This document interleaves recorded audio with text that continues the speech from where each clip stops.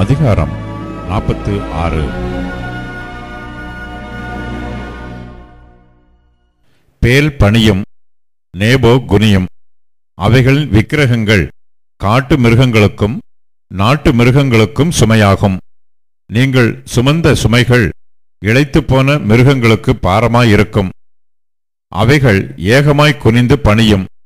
சுமைகளை அவைகள் தப்புவிக்க மாட்டாது. அவைகள் தாமே சிறைப்பட்டு போகும். யாக்கோபின் சந்ததியாரே, இஸ்ரவேல் சந்ததியில் மீதியாகிய சகல ஜனங்களே, எனக்கு செவி கொடுங்கள். தாயின் வயிற்றில் தோன்றினது முதல் உங்களை ஏந்தி, தாயின் கற்பத்தில் உற்பத்தியானது முதல் உங்களை தாங்கினேன். உங்கள் முதிர் வயது வரைக்கும் நான் அப்படி செய்வேன்.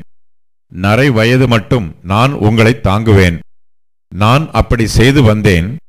இனிமேலும் நான் ஏந்துவேன். நான் சுமப்பேன், தப்புவிப்பேன். யாருக்கு என்னை சாயலும் சமமுமாக்கி, யாருக்கு நான் ஒப்பாகும்படிக்கு என்னை ஒப்பிடுவீர்கள்? பையில் இருக்கிற பொன்னை கொட்டி வெள்ளியை தராசில் நிறுத்து தட்டானுடனே கூலி பொருந்திக் கொள்ளுகிறார்கள். அவன் ஒரு தெய்வத்தை உண்டாக்குகிறான். அதை வணங்கி பணிந்து கொள்ளுகிறார்கள்.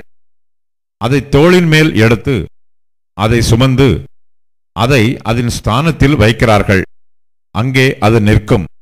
தன் இடத்தை விட்டு அசையாது. ஒருவன் அதை நோக்கி கூப்பிட்டால் அது மறு உத்தரவு கொடுக்கிறதும் இல்லை.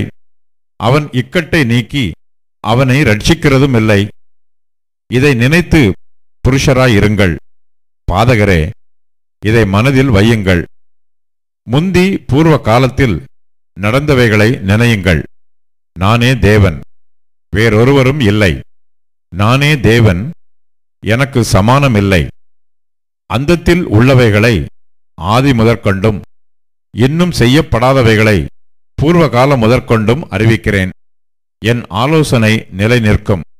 எனக்கு சித்தமானவைகளையெல்லாம் செய்வேன் என்று சொல்லி, உறைஞ்சுகிற ஒரு பட்சியை கிழக்கில் இருந்தும் என் ஆலோசனையை நிறைவேற்றும் மனுஷனை தூர தேசத்தில் இருந்தும் வரவழைக்கிறவராயிருக்கிறேன். அதை சொன்னேன், அதை நிறைவேற்றுவேன். அதை திட்டம் பண்ணினேன், அதை செய்து முடிப்பேன். முரட்டு இருதயம் உள்ளவர்களே, நீதிக்கு தூரமானவர்களே, எனக்கு செவி கொடுங்கள். என் நீதியை சமீபிக்க பண்ணுகிறேன். அது தூரமாயிருப்பதில்லை. என் ரட்சிப்பு தாமதிப்பதும் இல்லை. நான் சீயோனில் ரட்சிப்பையும் இஸ்ரவேலுக்கு என் மகிமையையும் கட்டளையிடுவேன்.